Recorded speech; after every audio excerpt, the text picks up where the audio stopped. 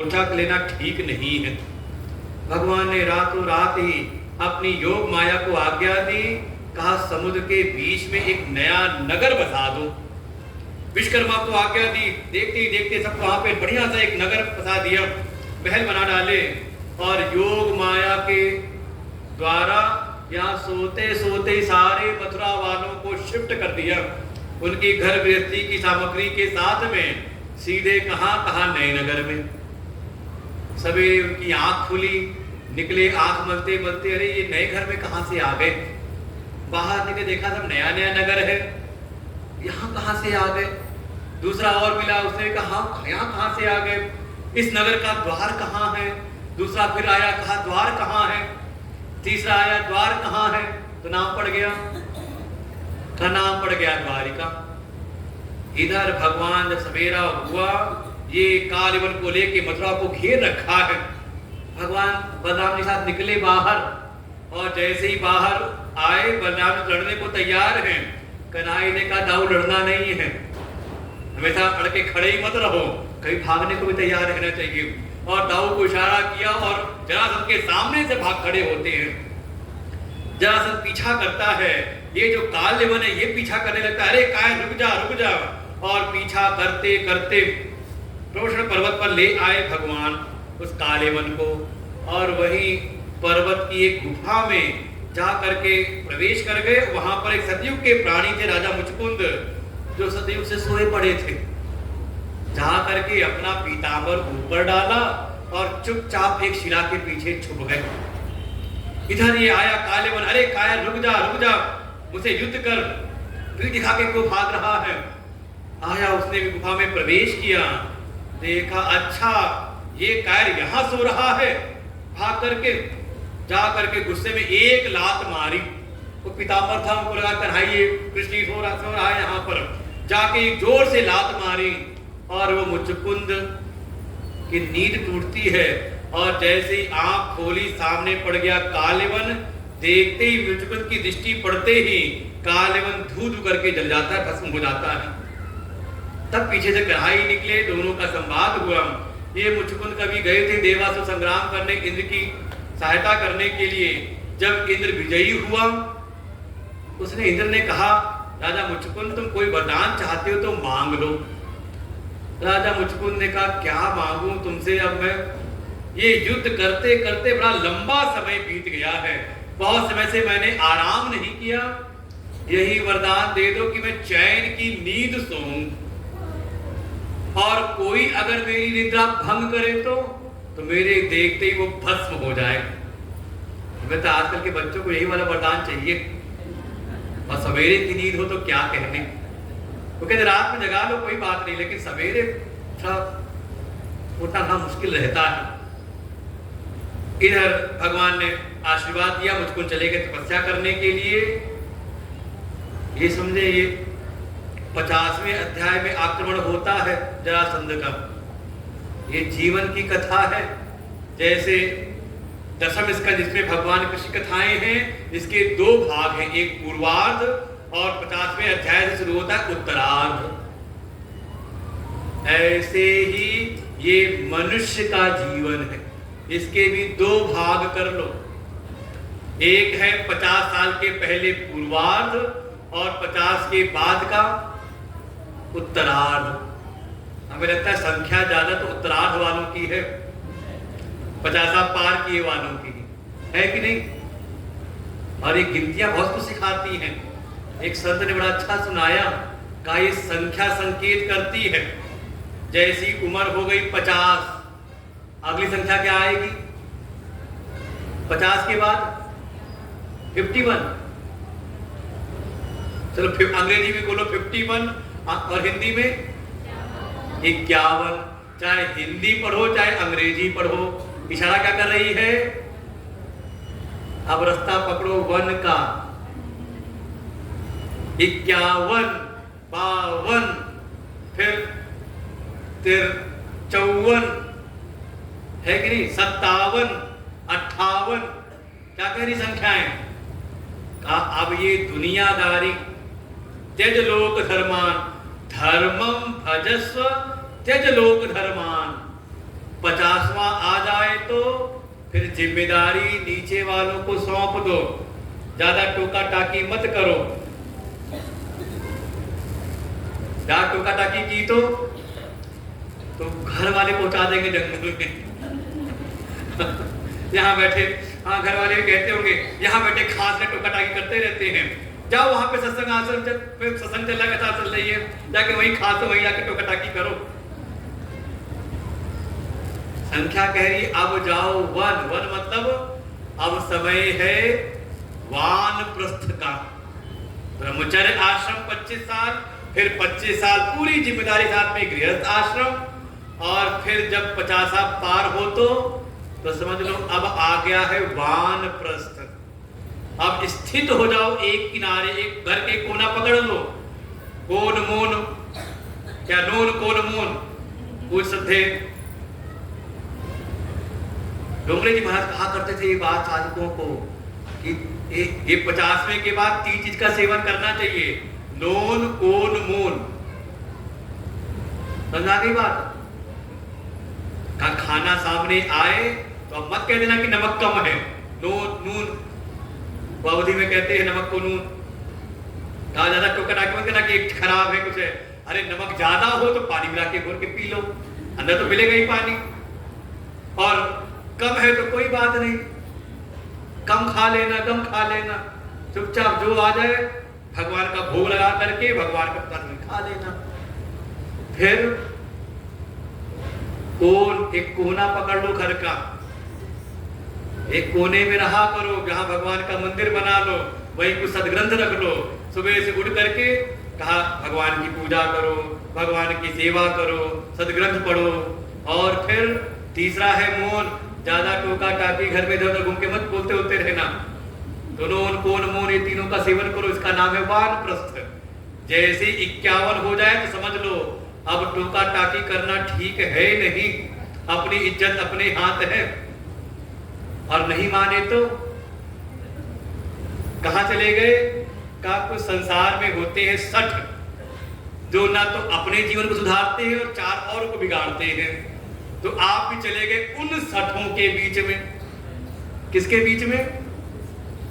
58 का कौन सी गिनती आती है? का समझ में? सत्संग में नहीं आए, संतों के पास नहीं गए, कहां गए? सत्संग के विरोधी, गुरु जी के महात्माओं के विरोधी, भगवान के विरोधी, धर्म के विरोधी चले गए उन 60 के बीच में। तो आप भी क्या हो गए? काऊ गिनती आएगी 60, फिर आप भी 60 हो जाओगे। भगवान बचाए फिर 60 से। फिर उसके बाद गिनती बढ़ते बढ़ते खूब देख लिया, 60 के बीच में रह करके भी कुछ हाथ आया नहीं। वास्तव में कुछ हाथ नहीं आता। ये संसार की चर्चा में, दुनियादारी की चर्चा में पूरा जीवन तो बिता दिया दुनिया का समाचार पढ़ पढ़ करके। क्या कर लिया हमने? कुछ हाथ नहीं आता। बस मन के भीतर और ज्यादा मल और आगे इकट्ठा हो जाता है। संख्याएं फिर समझाती हैं। आ गई संख्या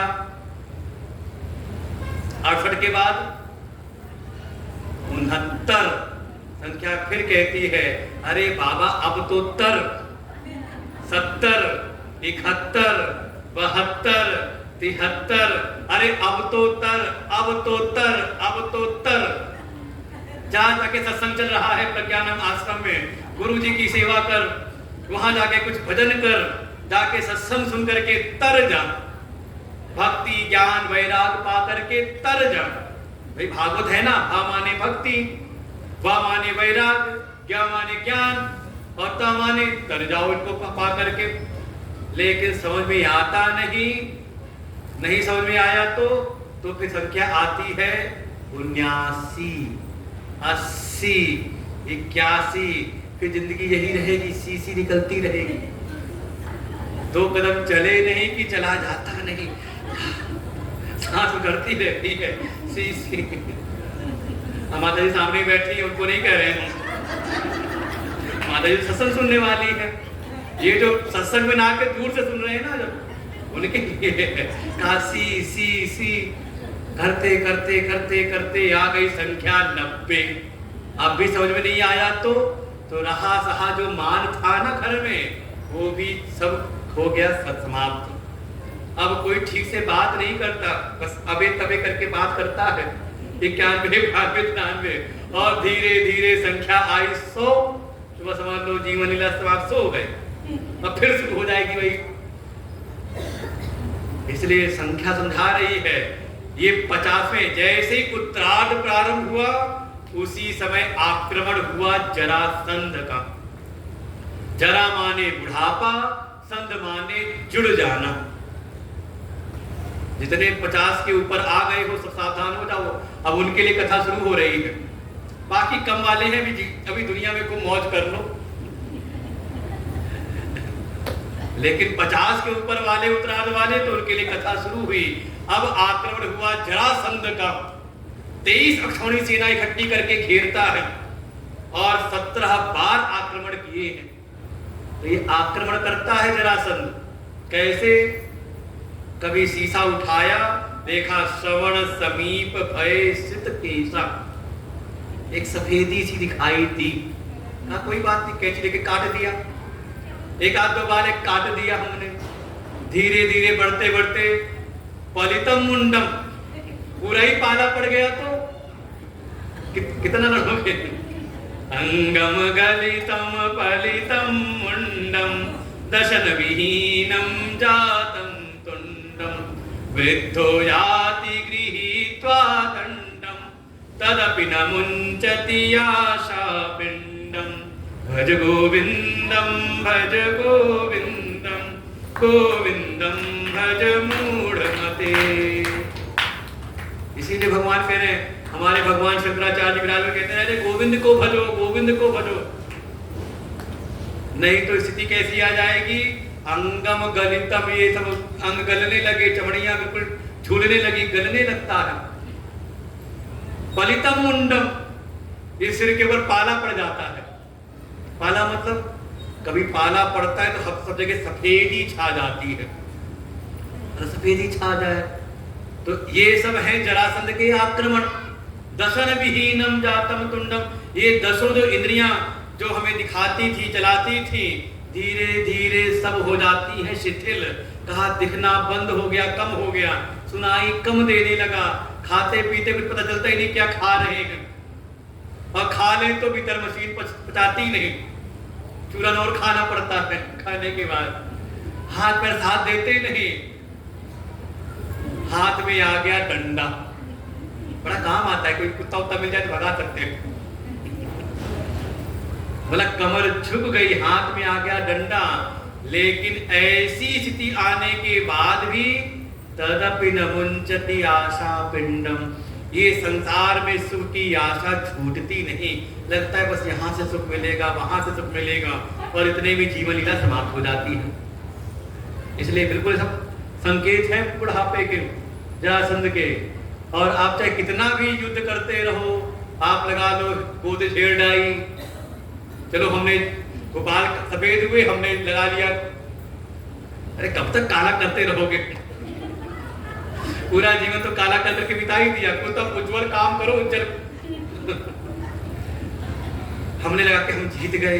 आंख में दिखना बंद हुआ, चश्मा चढ़ा लिया, कान में सुनना बंद हुआ, मशीन लगा ली।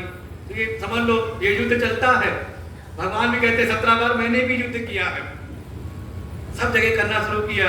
32 गिर गई तो नकली लगवा ली, सब जुगाड़ चलेगा। भगवान कहते कब तक? 17 बार तो मैं भी युद्ध करता रहा, लेकिन जब ये आएगा काल को लेकर के, तो देखो संतों ने समझाया, कहा ये देखो बालपन कितना अच्छा होता है, बच्चे हैं कितना अच्छा लगता है देख करके, अपना बचपना याद आता है। आज स्कूल में गए, छोटे बच्चों को देख के स्कूल ड्रेस में देख के लगता है कि हाँ हम भी कभी ऐसे ही थे, क्या दिन थे वो। तो ऐसे ये बचपना आता है चला जाता है। आती है जवानी, क्या जोश होता है जवानी का। जवानी भी आती है और चली जाती है। यथा देहे कौमारम यौवनम, ये चली गई। और फिर आया क्या? कहा बुढ़ापा। लेकिन हाय ये बुढ़ापा ऐसा है, कहा ये जाता नहीं है। देखो बचपना आया चला गया, जवानी आई चली गई, और आया बुढ़ापा तो कहा ये बुढ़ापा इतना प्यार करता है आपसे कि क्या कहा जाए। इतना इसका प्रेम आपसे, उतना प्रेम आप भगवान से नहीं करते जितना बुढ़ापा आपके शरीर से करता है। इतना प्रेम किया कि एक दिन आया तो कभी गया नहीं, जाता है तो साथ लेकर के जाता है आपको। इसीलिए भगवान संकेत कह रहे कितना भी जुगाड़ कर लो दुनिया में, जरासंध से कितना भी तुम झगड़ा करते रहो, ऐसे ऐसे जुगाड़ करते रहोगे, लेकिन जब लेकर आएगा काल को तो भगवान कहते फिर मैं भी कुछ नहीं कर सकता, मैं भी भागता हूं। किसकी शरण में? कि कोई ऐसे योगी हो, कोई तपस्वी हो जो योग निद्रा में हो, जो स्वरूप निद्रा में हो, ऐसे किसी योगी की शरण में जाओ, तभी ये काल के भय से छुटकारा हो सकता है, और कोई उपाय है नहीं। तब फिर ये सेवा उपासना भी काम नहीं आती। काम तो केवल यही है, कोई ऐसे ज्ञान निष्ठ हो, कोई श्रोत्री ब्रह्मनिष्ठ जैसे हमारे सद्गुरुदेव भगवान, इनकी शरण मिल जाए और उनसे वो तत्व का ज्ञान मिल जाए, तभी मृत्यु का भय छूट सकता है, और कोई उपाय है नहीं। ऐसे काले मन का नाश करवाया भगवान। फिर आते जरासंध के सामने से भाग खड़े होते हैं, चले गए जंगलों में।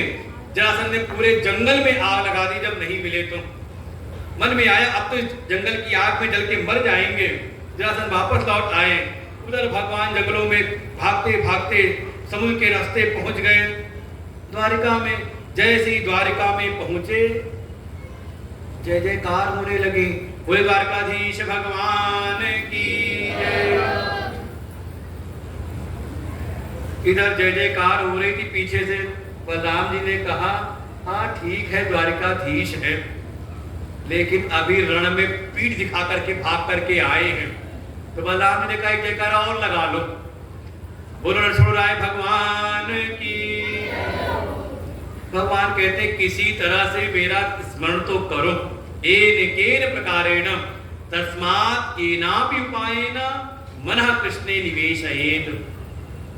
उद्धार तो तभी है जब ये प्राणी किसी भी प्रकार से अपने मन को भगवान में लगा दे।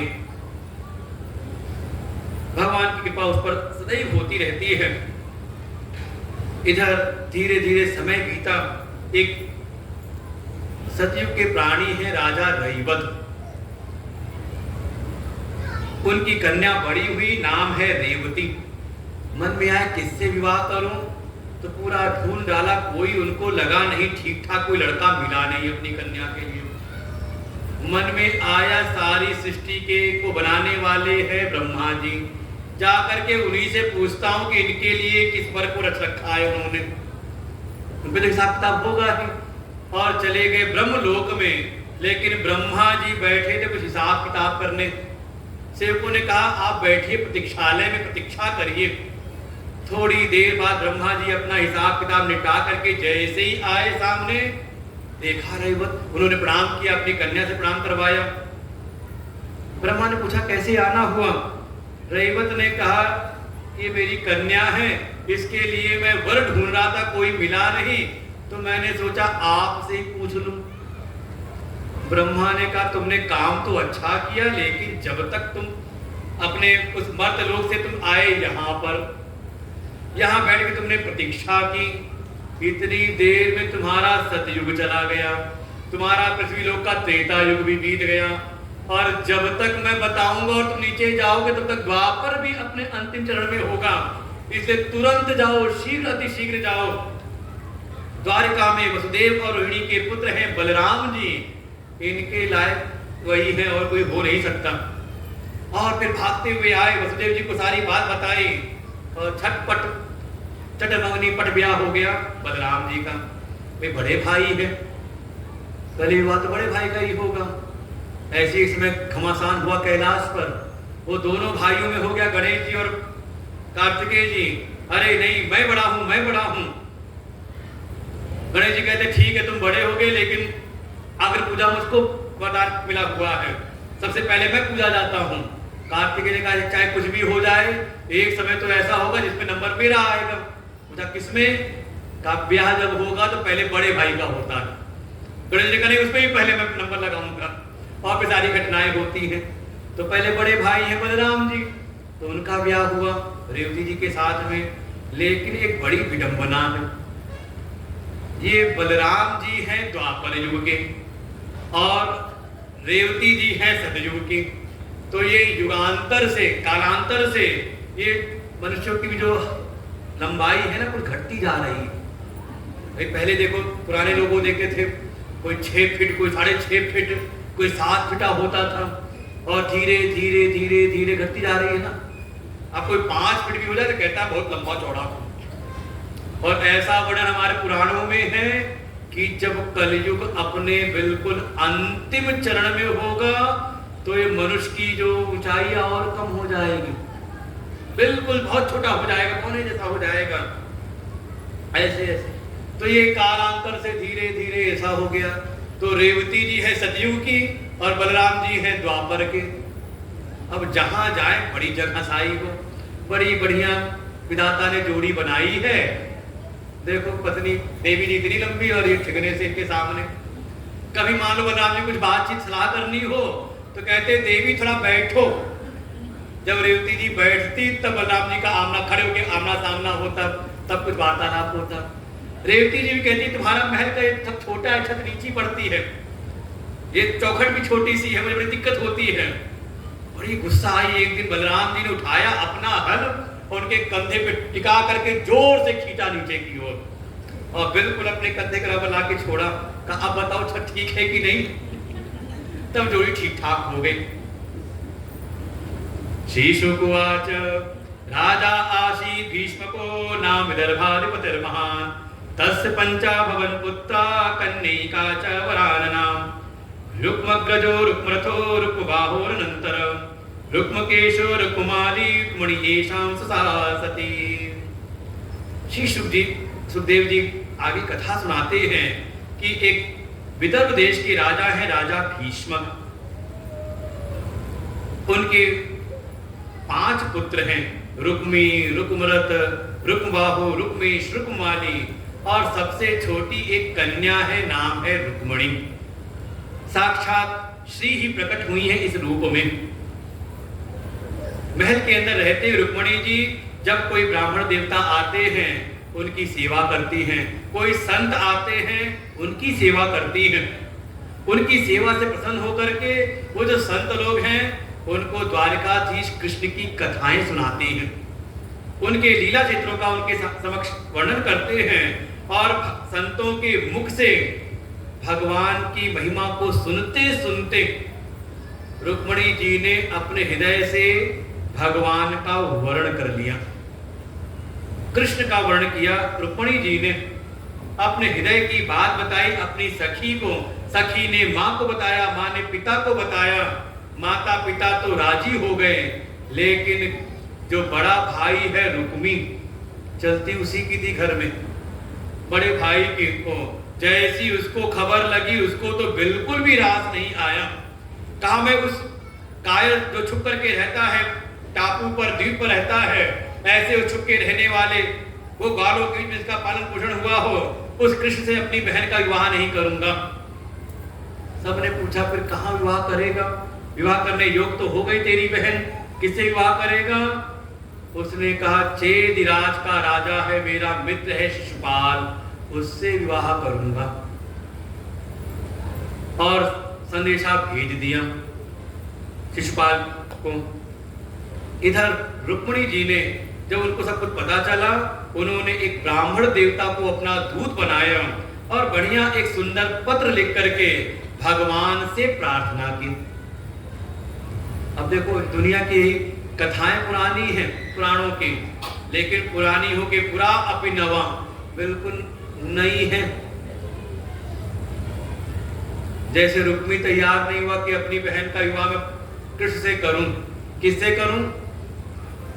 कहा शिशुपाल से। अच्छा मान लो आज के समय कन्या का विवाह करना हो, आप जाकर के उसके लिए वर ढूंढो तो क्या गुण देखते हो? कभी पूछा लड़के से अरे पूजा पाठ करता है कि नहीं करता, भगवान की भक्ति करता है कि नहीं करता? कहीं पूछते हो? क्या कोई जांच परखने नहीं जाता?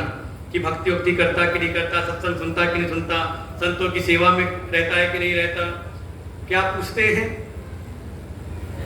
बेटा कमाता कितना है, पैकेज कितना है तेरा, भाव क्या है? मन के भीतर का भाव पूछने का ये कहीं ना कहीं भाव ये होता है कि मैं अपनी कन्या का विवाह तो कर दूंगा, आगे परिवार को पाल पाएगा कि नहीं, शिशुपाल है कि नहीं, बच्चे से पाल लेगा कि नहीं पाल लेगा, है तो नहीं ऐसा?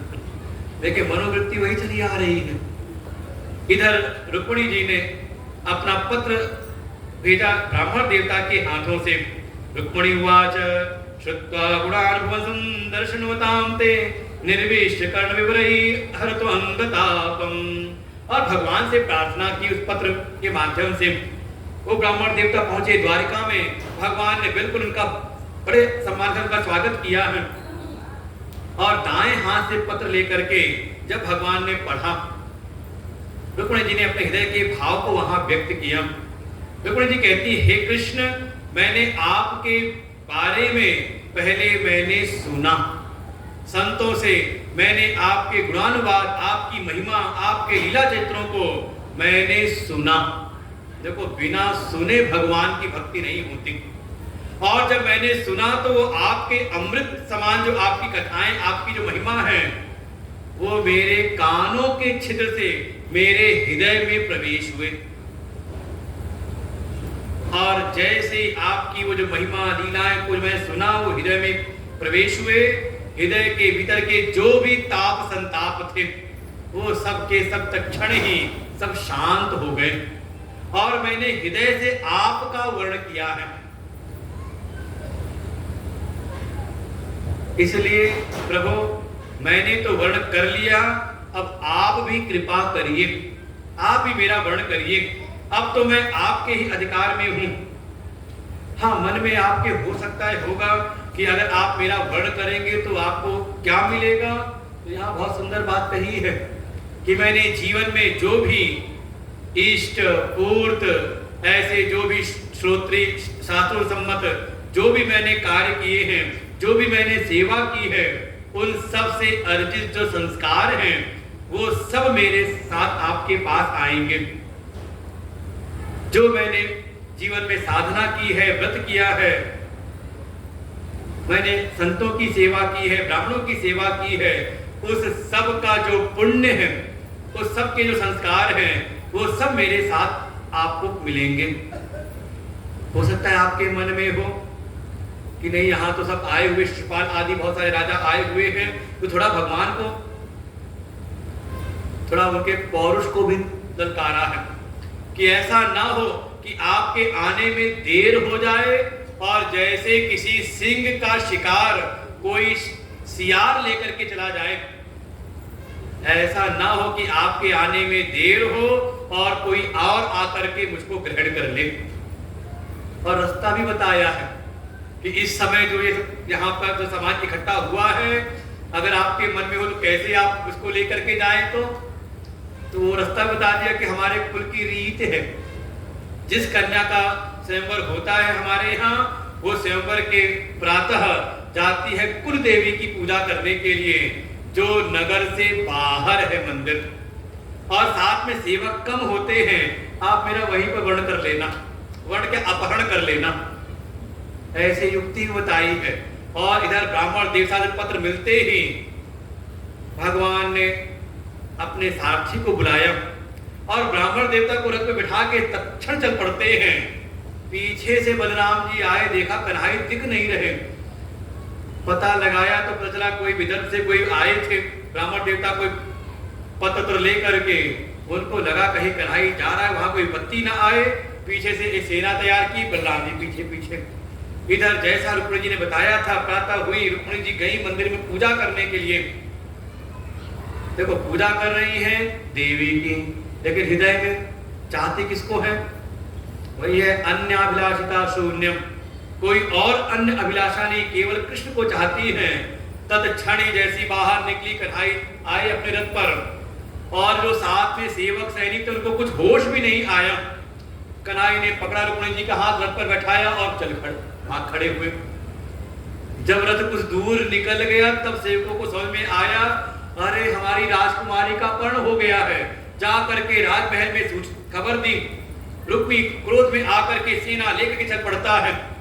इधर जो बराती आए थे शिशुपाल के साथ में, इन्होंने भी कहा अरे मैं आया था विवाह करने के लिए, मेरे होने वाली पत्नी को अपहरण करके ले गया, मैं भी चलता हूं अपने सारे बरातियों की सेना को लेकर के। वो भी चल पड़े। तो रुक्मी का तो युद्ध होता है कन्हई के साथ में। इधर जो बराती आए थे दूल्हे के साथ में, उनकी मुठभेड़ हो गई बलराम जी से। और जब बलराम जी से हुई तो जो बराती आए थे अभिलाषा लेकर के कि जा रहे हैं बारात में, बढ़िया मालपुआ खाने को मिलेगा, लड्डू पूड़ी खाने को मिलेगी, मुठभेड़ हो गई बलराम जी से। बलराम जी तो अपना हल्क में खींच के बताते हैं और वो मुसल से कूटना शुरू किया। वो सारी जब पीठ जब उनकी तोड़ने शुरू की, वो सब भागे वहां से, भागो यहाँ से, यहाँ तो जान के लाले पड़े हैं। इधर सारी सेना पराजित होती है, उधर रुक्मी पराजित हो गया कृष्ण के द्वारा। भगवान ने रुक्मी को पराजित करके और अपने रथ पर ही बांध लिया, पीछे चलने लगे। इधर सारी सेना को पराजित करके, शिशुपाल की सेना को पराजित करके बलराम जी भी आ गए। देखा क्या, कन्हई ने रथ पर ही रुक्मिणी जी को भी विराजमान कर रखा है और रुक्मिणी जी थोड़ा भयभीत है। क्यों? क्योंकि उनके भाई को भी बांध रखा है रथ में ही। बलराम जी को लगा अब कन्हई इनको लेके जा रहा है, इनसे इनका विवाह करे होगा और ये हो जाएगी इनकी पटरानी, तो चलेगी इन्हीं की। तो अभी से अपना संबंध थोड़ा ठीक ठाक कर ले। जा करके तुरंत फटकार लगाई, अरे कृष्ण, अरे कन्हई ये क्या करता है, इसको क्यों बांध रखा है। तो बलराम जानते हैं कि जो बहन है उसका अपने भाई से बड़ा प्रेम होता है। जाके फटकार लगाई, अरे कन्हई ये क्या करता है, इसको क्यों बांध रखा है, अरे इनको लेके जा रहे हैं, विवाह करोगे तो ये तो अपना संबंधी हो गया ना, इसको ऐसे क्यों बांध रखा है, छोड़ इसको। उधर रुक्मिणी से कहते, अरे देवी आप डरो मत, इसकी पुरानी आदत है, कभी ब्रज में रहता था तो गोपियों को बांध दिया करता था, वही पुरानी आदत है बांध। उधर कन्हई को कहा, अरे खोला नहीं इसको, छोड़ा नहीं, छोड़ इसको। भगवान कहते अरे दाऊ आप समझते नहीं हो, आप कह रहे हो ना इनको लेके जाएंगे विवाह करेंगे, तो विवाह करते समय विवाह में एक प्रक्रिया होती है, तो बहन के भाई की जरूरत पड़ती है वो लावा परचने के लिए, इसीलिए मैं लिए जा रहा था कि इनकी जरूरत पड़ेगी, लेकिन तुम कहते हो तो मैं छोड़ देता हूँ। वहीं पर रुक्मी को छोड़ दिया, लेकिन रुक्मी नगर वापस नहीं जाते, भोजकट नाम का एक नया नगर बसा करके वहीं रहने लगते हैं। इधर भगवान रुक्मिणी जी को लेकर के आए द्वारिका और बढ़िया मंडप में रुक्मिणी जी साथ में भगवान जी का विवाह होता है। बोले रुक्मिणी वल्लभ भगवान की। रुक्मिणी जी के माध्यम से ही एक पुत्र हुआ, नाम पड़ा प्रद्युम्न, जिनका विवाह होता है। रति ही आई हुई प्रद्युम्न कामदेव के स्वरूप है प्रद्युम्न जी, जो भगवान शिव की क्रोधाग्नि से भस्म हुए थे। रति की प्रार्थना से भगवान शिव ने ही कहा था कि ये द्वापर में प्रकट होंगे कृष्ण के वंश में, तो वही कामदेव ही आए हैं प्रद्युम्न के नाम से, इनका विवाह होता है। पुनः रति आई है माया देवी के रूप में, इनसे विवाह होता है। ऐसे भगवान का वंश आगे बढ़ता है। भगवान के कुछ और विवाह होते हैं जो कथा हम लोग सुनेंगे कल विश्राम दिवस पर। आज तो यही भगवान का पहला विवाह हुआ है रुक्मिणी जी के साथ में, और ऐसे करते करते बहुत सारे विवाह हुए हैं, गिनती नहीं है। तो हम लोग कल उस कथा को सुनेंगे। मुख्य बात तो यही है, श्रीमद् भागवत का जो प्राकट्य है वो भगवान की भक्ति को प्रकट करने के लिए है कि श्रोता भागवत कथा सुने और सुन करके अपने हृदय में इस भक्ति को स्थापित करे। कैसी भक्ति का? भगवान से परम प्रेम, प्रेम के बदले कुछ चाहना नहीं। और अगर मन के भीतर अभी संसार की कोई चाह है, संसार के किसी विषय की वासना है, तो समझ लें अभी ये परम प्रेम नहीं, ये अभी भक्ति नहीं। ऐसी भक्ति हो कि उसमें भगवत अतिरिक्त कुछ और चाह ना हो। अन्याभिलाषिता शून्यम ज्ञान कर्माद्य अनावृतम, किसी कर्म के द्वारा आवृत ना हो, किसी ज्ञान के द्वारा आवृत ना हो, ऐसी भक्ति हो। धर्म न अर्थ न काम रुचि गति न चाहो निर्वाण, जन्म जन्म मुनि राम पद, यह वरदान न आन। ऐसा वरदान मन की अभिलाषा हो, केवल और केवल भगवान से प्रीति। अपने जो व्यवहार है संसार में सब व्यवहार करो। गोपियों ने कोई व्यवहार नहीं छोड़ा, अपने घर के सारे काम को करती, सारे कार्यकलाप को करती हैं, लेकिन हृदय जो है, जो भीतर वाला मन है, जो अंतःकरण है, वो कृष्ण में अर्पण कर रखा है। बाहर शरीर संसार से मिला है तो शरीर को लगाओ संसार में, लेकिन जो भीतर वाला है मन, भीतर वाला जो हमारा अंतःकरण है का, इसको भीतर वाले अंतर्यामी प्रभु से एक कर दो। इसका नाम है भक्ति। कोई चिंता नहीं कि अब क्या होगा, इसमें पुण्य होगा कि पाप होगा। एक बार कोई ऐसे समर्पित हो जाए तो उसके लिए भगवान कहते हैं, सर्वधर्मान परित्यज्य माम एकम शरणं व्रज, अहम त्वा सर्व पापेभ्यो मोक्षयिष्यामि मा शुचः। उसको तो पाप पुण्य की क्या बात कही जाए, उसको मोक्ष की चिंता भी नहीं करनी पड़ती। देखो, ये भगवान की आप सब पर अहेतु कृपा है। आपके जो जन्म जन्मांतर की साधना है, आपके पुण्य है, आपकी सेवा है, आपका समर्पण है, तो भगवान की कृपा है कि आपको समय समय पर कोई संत मिल जाते हैं। और सबसे बड़ी कृपा तो भगवान की यही है कि आज भारतवर्ष के, कल भी मैं कह रहा था इस बात को, कई बार हमें जो बहुत सहजता से मिल जाती है चीज, उसकी हम कीमत नहीं समझ पाते। आज वर्तमान में भारत के जो भी ऋषि मनीषी विद्वान संतों का जो एक समाज है, उसमें आज सर्वमान्य रूप से हमारे पूज्य गुरुदेव भगवान की स्थापना है। जो स्थिति हमारे पूज्य गुरुदेव भगवान की है आज के वर्तमान संत समाज में, उनके समान प्रस्थान तरीका ज्ञाता, उनके समान भक्ति की स्थापना करने वाला, उनके समान सनातन धर्म की स्थापना करने वाला, कहा बहुत बिरले ऐसे ही हैं। और हम सबको कह सकते हैं, ये हमारे जन्म जन्मांतर के पुण्य हैं। इस महोली जैसे क्षेत्र में आप समझो कथा वक्ता बहुत आते हैं, आते होंगे जाते होंगे, लेकिन इस उच्च कोटि के संत सदगुरुदेव प्राप्त हो जाएं का ये समझ ले भगवान की अहेतु कृपा है। और अभी भी जो आ गए तो उनका कोई प्रायोजित कार्यक्रम यहाँ पर नहीं था, लेकिन केवल और केवल उनके कोई, जैसे आपने अपने दिल में बसा रखा है गुरुदेव को, बड़ा अच्छा लगा। इस बार हम आए तो जब दिल बना के रखा तो अपने गुरु से कहा, वो गुरु जी ने भी कहा था अवधेश जी से, जब पहले दिन आए और आके देखने लगे क्या बना रखा है, तो अवधेश जी जवाब नहीं दे पाए। हमसे बात, हमने गुरुदेव ये महोली वालों का दिल है जिसमें आप बसते हैं। जैसे भक्त के हृदय में भगवान बसते हैं, तो उसी प्रकार से जो भगवान है और भगवत स्वरूप जो सदगुरु हैं, उनके हृदय में भी उनके भक्त बसते हैं। लेकिन वर्ण तो हमें करना पड़ता है। जैसे गोपियों ने भगवान का वर्ण किया, कैसे निरावर्ण होकर के, कोई धर्म अर्थ काम मोक्ष किसी बात की कोई चिंता नहीं, सबसे निरावर्ण होकर के गोपियों ने वर्ण किया भगवान का, तो बदले में भगवान वर्ण करते हैं गोपियों का। यहाँ तो समर्पण चाहिए और हम थोड़ा सा करते हैं। देखो, हमारी सामर्थ्य नहीं कि हम कुछ कर सकें, और वास्तव में कर क्या रहे हैं, तेरा तुझको अर्पण, यही कर रहे हैं। उन्हीं की कृपा से मिला है और उन्हीं को उसमें साथ दे करके हम अपना कॉलर खड़ा करने लगते हैं। बिल्कुल, यहाँ तो यही है कि समर्पण भाव। आनुकूलेन श्री कृष्ण अनुशीलनम भक्ति उत्तमम।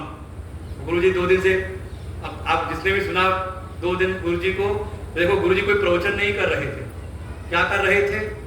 जैसे घर के मुखिया होते हैं ना, कभी आ करके परिवार वालों से बातचीत करते हैं, हाँ ऐसा करोगे कि नहीं करोगे, पहले कुछ समझाते हैं, ऐसा करने का ऐसा फल होता है, ऐसा करोगे तो ऐसा फल मिलेगा, ऐसा करोगे तो इस तरह से तुम आगे बढ़ोगे, करोगे नहीं करोगे। तो हम लोग कह रहे थे हाँ करेंगे, नहीं करेंगे, जो भी इतनी बात है। गुरुजी ने कल बड़े प्रेम से बात की, सेवा करोगे कि नहीं करोगे, कहा बड़ी मुश्किल। आपने कहा हाँ करोगे, कहा करोगे तो लेकिन अपनी मर्जी से करोगे, बड़ा मुश्किल है। अच्छा प्रेम करोगे मुझसे, करोगे लेकिन थोड़ा सा करोगे। लेकिन बड़ी एक रहस्य की क्या बात कही कि देखो कर्म का साधन कठिन है, प्रेम का, भक्ति का साधन कठिन है, लेकिन ज्ञान का साधन कितना आसान कर दिया। कहा जो तुम्हारी आत्मा है वही मेरी आत्मा है। हो गया ज्ञान, और क्या ज्ञान है। जो हमारे राधा कृष्ण के भीतर चेतन है वही चेतन हमारे भीतर है। कितना आसान है। देखो ऐसे ही जैसे कोई माँ होती है ना, उसको बच्चे को दवा पिलानी है तो पहले दवा को खोल के रखी रहती है, चम्मच में कड़वी दवा, और बच्चे को हंसाएगी, खिलाएगी, खिलखिलाएगी। उसको जैसे ही बच्चा खोल के हंसता है उसकी जीभ पर दवाई रख देती है, कड़वी दवा। वैसे 2 दिन कम से कम जिनको भी अनुभव हुआ होगा, गुरुदेव भगवान अपनी बस्ती से आकर के बैठते थे, वो चर्चा करते थे, उसमें कोई ना कोई ज्ञान का सूत्र। जैसे सुबह के सत्संग में कल आए और जो हम लोग 4 दिन से माथा पच्ची कर रहे थे, सिर दर्द कर रहे थे, उन्होंने आके 4 सूत्रों में ही इस जगत के मिथ्यात्व को सिद्ध कर दिया। जो रहमुल पर अनुभव होगा, अब याद है कि नहीं, वो तो नहीं गए। जो जगत में इस जगत को सत्य कहते हैं तो किस हेतु से कहते हैं? दृश्यत्वात्, दृश्य दिखाई दे रहा है। दूसरे कहते ईश्वरकृत है, इसलिए। कोई कहते इसमें व्यवहार होता है, क्रियाकारक, अर्थ क्रियाकारक व्यवहार होता है इस कारण से। और कोई कहते देखो कर्म का फल मिल रहा है। ऐसे वो जगत को सत्य साबित करने का प्रयास करते हैं, लेकिन गुरुदेव ने चारों को कैसे काट दिया युक्तियों के द्वारा का, बिल्कुल 15 मिनट में ही। देखो ये हमारे गुरुदेव की हस्ती है। इसलिए जो हमारे देश भर के जो भी विद्वान संत हैं उनके समक्ष नतमस्तक होते हैं, उनके ऐश्वर्य से नहीं। उनका ऐश्वर्य तो साक्षात ईश्वर स्वरूप है, कुछ भी कर सकते हैं, उनको कुछ नहीं। और जब चर्चा हो रही थी अवधेश जी से, जो भवन निर्माण की बात आई मन में, तो हम लोग जानते थे कि गुरु जी आज्ञा में नहीं देते जल्दी, ये कहते जो तुम लोग को करना हो सो करो। लेकिन हम लोग जानते हैं उनकी सत्ता कि अगर संकल्प ले लें उनके नाम से, उनकी सेवा में, तो अपने आप उनकी शक्ति कार्य करती है। और कल तो हम लोगों ने क्षण भर में देखी उनकी सत्ता का प्रभाव। वो ऐसा नहीं कि हम बोल रहे हैं या हम कुछ कह रहे हैं, ये वास्तव में उनकी सत्ता है। साक्षात वो जैसे ईश्वर और अपने में एकत्व का अनुभव करते हैं, तो उनके संकल्प ईश्वरी संकल्प होते हैं, और फिर ईश्वर ही हमारे हृदय में बैठ करके हमको प्रेरित करते हैं। और अभी तो ऐसे बड़े बड़े गुरु जी के सब महारथी ऐसे शिष्य हैं, वो तो अगर आ जाए तो उनको पता चले कि हाँ यहाँ निर्माण, अभी हरिद्वार के लिए घोषणा हुई लखनऊ आश्रम में कि हरिद्वार में कुछ नए कक्ष और निर्माण होने हैं, क्योंकि जगह कम पड़ती। जब गुरुदेव का वहाँ कार्यक्रम होता है तो देश भर के जो भक्त लोग आते हैं तो स्थान कम पड़ता है। 50 कमरे हैं अभी, लेकिन फिर भी जगह कम पड़ती है, बैठने जगह कम पड़ती है। तो किसी गुरुदेव के अनन्य भक्त हैं, उन्होंने कहा कुछ और कमरों का निर्माण करेंगे, और गुरुदेव ने वहां घोषणा की। वो कम से कम जो प्रोजेक्ट था, वो प्रोजेक्ट है कम से कम करोड़ों में, और वहां ऐसे ऐसे भक्त आ गए, उन्होंने तत्काल ही अपना संकल्प वहां पर प्रकट कर दिया। लाखों में गया वो संकल्प तत्काल ही। और वैसे यहाँ भी देखें, कल यहाँ जो बात हुई, लगभग हमारे अवधेश जी ने बताया कि 30 से 35 लाख का प्रोजेक्ट है। और बिल्कुल समझ लें कि ये जो आश्रम है, मैं बार बार इसी बात कहता हूँ, ये हमारे गुरुदेव भगवान का ये नित्य लीला धाम है। हमारे गुरुदेव जाते हैं शरीर से शरीर यहाँ से, लेकिन उनकी आत्मा बसती है इस आश्रम में। जो साधक हैं, जो भक्त हैं, उनको उसका अनुभव होता है। और यही कारण क्या, कितनी भी यहाँ पे विपत्तियां आई हों, विपत्तियां ऐसे टल गई। और देखिए आज इतनी बड़ी व्यवस्था, कम से कम हमारे आश्रम में डेली नित्य ही 25 से 30 लोगों का भोजन होता है। और हमें लगता है हर महीने हमारे ललितानंद जी तो हर महीने अखंड पाठ, और कोई ना कोई आप में से कोई माध्यम बनता है या भंडारे शुरू हो जाते हैं। ऐसी बड़ी तो कोई बड़ी चीज नहीं, तो जिसके भीतरी भाव हो कि हाँ हमारे गुरुदेव के इस तीर्थ में, इस गुरु धाम में हमारे भी कोई सहयोग हो, हम भी अपने नाम से कक्ष बनवा दें, अपने पितरों के नाम से कक्ष बनवा दें। उन सबका स्वागत है। हमारे अवधेश जी कुछ सूचनाएं हैं आश्रम की, आप सबको प्रदान करेंगे। कल इस कथा का विश्राम दिवस भी रहेगा, और साथ ही सुबह का भी सुबह विश्राम हो जाएगा, शाम की कथा शाम के समय, और फिर रात्रि का जो हमारा भगवान की जन्माष्टमी का जो उत्सव है, रात्रि कथा के बाद फिर थोड़ा बीच में विश्राम रहेगा और 8 बजे से यहाँ हम सब फिर एकत्र होंगे और भगवान के प्राकट्य तक। कितने बजे प्रकट होते हैं भगवान? कितने बजे? 12 बजे। तो 12 बजे तक फिर बैठना पड़ेगा। यहाँ भजन कीर्तन भजन संध्या होगी, उसमें हम सब सम्मिलित होंगे पूरे भाव के साथ में। उसके बाद भगवान की आरती और फिर प्रसाद वितरण होगा। तो स्वयं भी आए और जो अभी तक ना आ पाए हों, कम से कम जरासंध से कुछ तो सीख ले। जरासंध ने जा जाके दुष्टों को इकट्ठा कर लिया, आप 4-10 भक्तों को नहीं इकट्ठा कर सकते, इतने गए गुजरे हो। प्रण करें कि नहीं, कल अड़ोसी पड़ोसी सबके घर में ताला लगवा के ही ले आएंगे, चलो जाके भगवान का भजन करना है। कम से कम यहाँ जगह न खाली रह जाए, उस भाव के साथ सब यहाँ पर आए। सबका स्वागत है। अवधेश जी, हरि हरि।